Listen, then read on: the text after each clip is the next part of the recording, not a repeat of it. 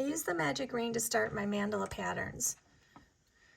To start the magic ring, you need to have a small loop, but you want to make sure the string is hanging behind the yarn coming from your skein. So just flip the yarn back, hold that with your thumb. I like to wrap it around these two middle fingers to create a space to enter my hook. I insert the hook, draw up a loop, and make a chain stitch.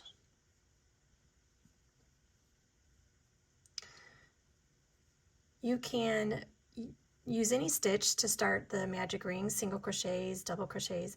I'm going to do double crochets. You need 12 of them to make a circle.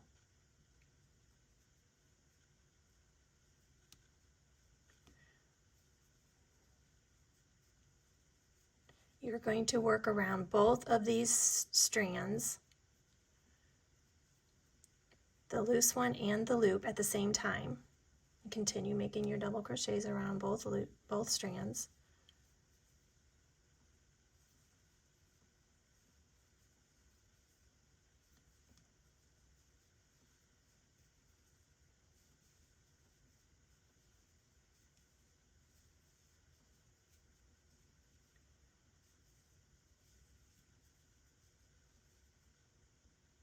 If your loop gets too big to hold on to, you can pull it a little snug by just pulling on the loose strand.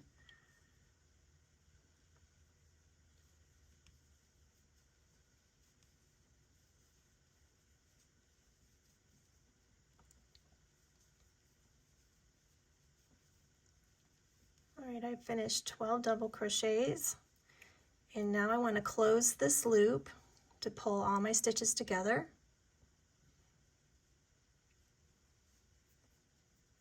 Just pull it slowly until it closes. Then make a slip stitch into your first double crochet to pull it all together.